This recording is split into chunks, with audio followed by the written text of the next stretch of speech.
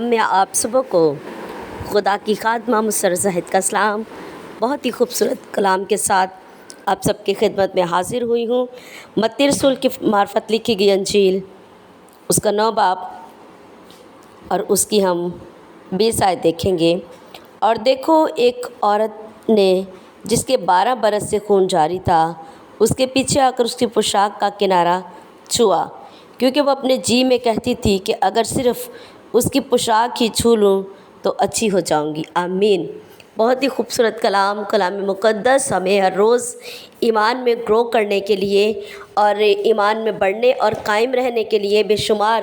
ایسی باتیں ہمارے لیے لکھتا ہے کہ ہم اسے پڑھیں اور اپنی زندگیوں میں اس پر عمل کریں اور خدا کے کلام میں بڑھتے جائیں، کیونکہ کلام خدا کے مطابق سننے سے ایمان پیدا ہوتا ہے اور سننا مسیح کے کلام سے۔ بے شمار باتیں بائبل مقدس میں بارہا لکھی گئی ہیں کہ اگر ہر ایک چیز ہی بائبل میں لکھی جاتی تو بائبل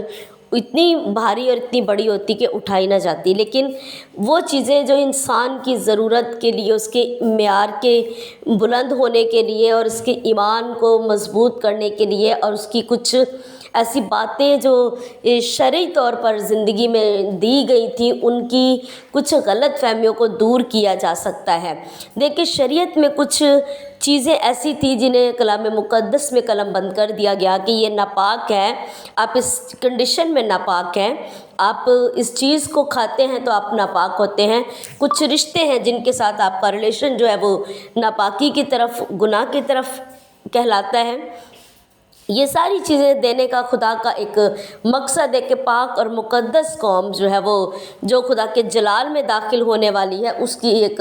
ترتیب دی جائے، اس کو پلان کیا جائے۔ اس کی پلاننگ کے لیے کچھ چیزیں خدا نے جو ہے وہ بائبل مقدس میں روح القدس کی تحریک سے قلم بند کروا دی، تاکہ ہم جو ہے، اور اکثر لوگ اس بات کو بہت زیادہ جو ہے وہ اس طرح بیان کرتے ہیں کہ وہ 12 برس کی عورت نے جب اس کنڈیشن میں یسوع مسیح کو چھو لیا، کیونکہ یہ ایک عورتوں کی آپ کہہ لیں کہ ایک بیماری ہے جس میں کہ مطلب اس کنڈیشن میں جب عورت ہوتی ہے تو وہ بائبل نہیں پڑھ سکتی، وہ دعا نہیں کر سکتی اور وہ جو ہے وہ چرچ نہیں جا سکتی، اور وہی اس کا پرابلم جو تھا وہ مطلب اس حد تک وہ بگڑ چکا تھا کہ وہ بیماری کی شکل اختیار کر چکا تھا۔ مطلب یہ کہ وہ اس کنڈیشن میں ناپاک تھی کیونکہ اسے بہت سالوں سے یہ بیماری لاحق تھی، اور اس نے کیا کیا، کیونکہ ہر طرح کے طبیبوں کے پاس جا کر علاج کروا کر دیکھ چکی تھی، جس کے سبب سے وہ علاج سے بھی مایوس ہو چکی تھی، اور وہ یہ جانتی تھی اور اس کی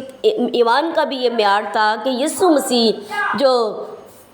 ہر طرح کی بیماری پر اختیار رکھتے ہیں اور ہر طرح کی بیمار کو شفا دینا جانتے ہیں، تو کیوں نہ میں اس بیماری سے شفا کے لیے جو ہے وہ یسوع مسیح کو چھو لوں تاکہ میں نجات پالوں، شفا پالوں۔ اور اس کے چھپ کر چھونے کا مقصد یہی تھا کہ جن لوگوں کو یہ پتہ ہے کہ یہ بیماری سے اس بیماری میں یہ مبتلا ہے، اور اگر وہ کہیں کہ اس نے ایک نبی کو، ایک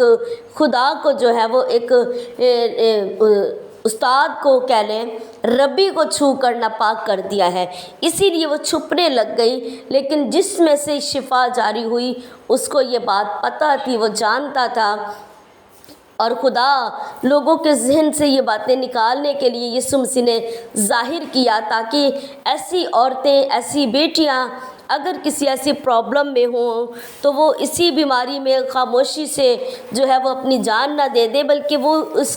بیماری کے لیے بھی ہیکل میں آ کر دعا کروا سکتی ہیں، شفا پا سکتی ہیں۔ وہ یہ نہیں کہہ سکتی، کیونکہ یسوع مسیح نے شریعت کی بہت ساری چیزوں کو جو ہے وہ آ کر کے ختم کر دیا، مطلب پورا ہونے کے بعد وہ چیزیں، لیکن اس کا مطلب یہ نہیں ہے کہ اب اس کنڈیشن میں عورت پاک ہے۔ تو بھی کچھ کنڈیشنز ہیں کہ آپ خداوند یسوع مسیح کے کلام میں مقدس کو پڑھیں اور جانیں، اور کلام مقدس کے بعد لوگ کہتے ہیں کہ اس عورت نے چھو لیا ہے تو اب ہم جو ہیں وہ پاک ہو گئے ہیں۔ دیکھیں، کلام تو شریعت جو ہے وہ